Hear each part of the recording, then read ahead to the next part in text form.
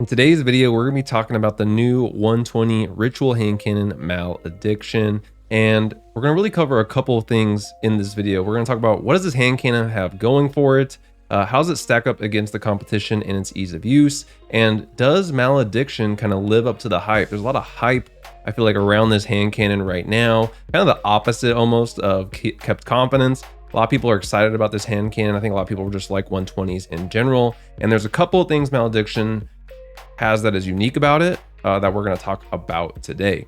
But before that, I want to highlight the sponsor of today's video, Ember Edge, and specifically their Ember Edge KX100 Premium Mousepad. And I've been using this mousepad for about a year now, and I absolutely love it. And the reason I love it so much is because it's a hybrid pad, meaning it has a nice balance of control, but enough stopping power for quick flicks when you need to track some crazy movement or when you're sniping and you need to snap to someone's head.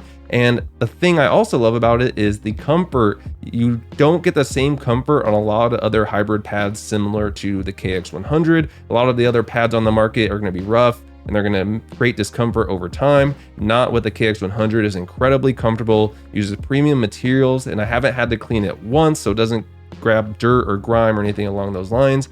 And the biggest thing is, since I've started using this mouse pad, my aim has gotten more consistent, and if anything, might have improved. Anytime I try to even think about taking this mouse pad off my desk, I can just feel my aim getting worse. So if you're looking to improve your aim and do it at a great price of $59.99, the KX100 is the mouse pad for you. But wait, you can use my affiliate link down below, as well as my promo code APA10 to get an additional 10% off this pad. So try the KX100 Premium Mousepad today. So jumping into what does Malediction have going for it, and the fact that it's a 120 already is going to be a plus, especially with the range compression that Bungie started doing this season. And then we got to talk about some of the perks on here because they're very unique to this weapon.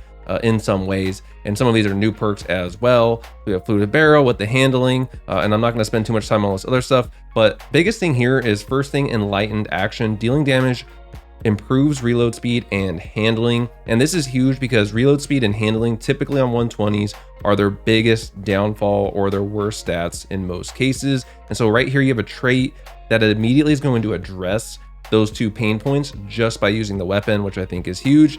And then the next thing, and that's explosive payload. So you can see right here, this has 61 range, which isn't super high by any means, but with explosive payload, it's going to push that range out a little bit, and it's going to flinch really hard for just anyone using a weapon. But this is especially useful against snipers, people using Cloud Strike, which is still popular right now. And so that's going to make this combo right here is going to make it very dangerous. And then you have the new origin trait Wildcard, and essentially to break this down, once you get a kill in Crucible or in PvP, once you get that kill, there's gonna be three little basically celestial bolts that drop where you get that kill on that person's body, and they do about 40 damage each, or up to 40 damage depending on how people walk over them. And this is excellent for things like trials, anywhere where people are gonna have to be revived, because those bolts are going to fall right onto the res, and so it's going to make it a little bit harder for people to get that res without taking damage, and occasionally can result in some funny multi-kills. And then of course, just again adds to the lethality of this weapon overall. So now that we've talked about all the things Malediction has going for it, let's talk about the competition. And I added some hand cannons here. I added Sturm, Round Robin, and Igneous Hammer. I know Igneous Hammer isn't in the same slot, but it is going to be quite popular this season because it is making a return in this season.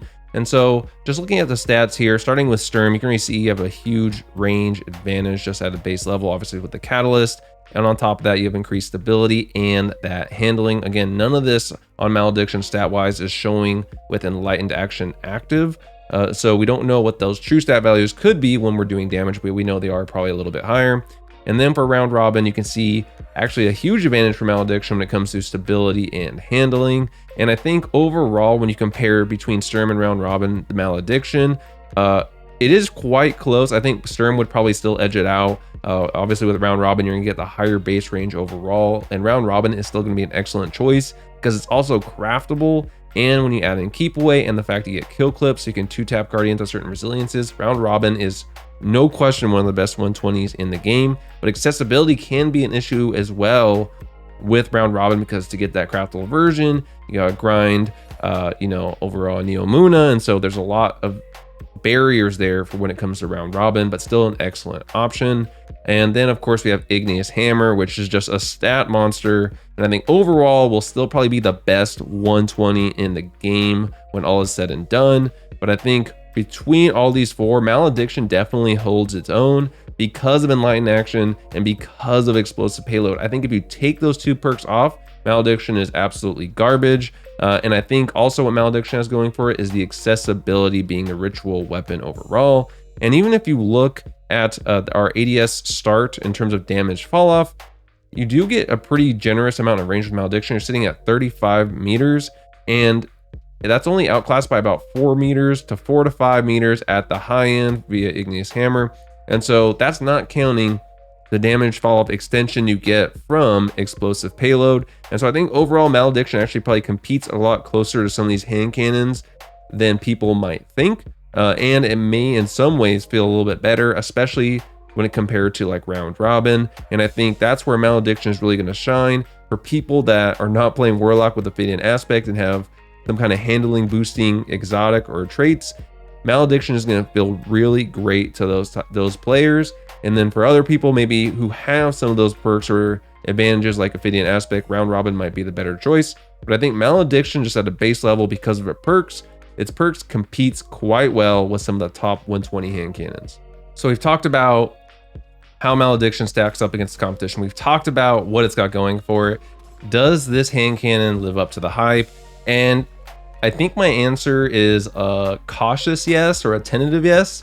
It does live up to the hype. It is a very good hand cannon. I enjoyed using it a lot during trials this past weekend based on the gameplay you're seeing right now, and was able to make a lot of great plays for it. Again, I do recommend, just like Kept Confidence when I talked about in that video, adding like a targeting adjuster mod just to help with kind of the stickiness of when you're aiming. But between Enlightened Action, between having Explosive Payload, which typically I'm gonna be honest, I don't like. I actually did quite like it on this 120. It feels great because again, with that, when you're doing that damage, your handling just kicks up, especially on Warlock. When you combine that with the Apathettic aspect, I think it's quite nice. But I think Enlightened Action also makes it a great hand cannon when you're not using some kind of exotic or something that boosts that handling on a weapon to make it feel that much better. And I think that's what a lot of people are falling in love with on this hand cannon. So overall, I thought it was quite good. Again, some people are going to compare this hand cannon to bottom dollar as well, which I didn't really mention, probably because of the fact that it's basically the same weapon model. We're not going to get into that right now, but I think with bottom dollar, unless you already have a good one with similar perks, I would still say even if you have a good rolled bottom dollar, I would probably still take Malediction over it because of Enlightened Action. You got those Celestial Bolts that drop when you get kills. So overall, I think even if you have a well-rolled hand cannon like bottom dollar, which can be very similar, I would still take this hand cannon because of that trait combination. So this hand cannon is quite easy to get, guys. Obviously, you just got to play any of your ritual activities that you choose. So for all my Gambit lovers out there, and so to get your hands on this hand cannon. So give it a try, but let me know in the comments down below if you've tried this hand cannon. How do you think it compares to some of the hand cannons or other 120s we've talked about today?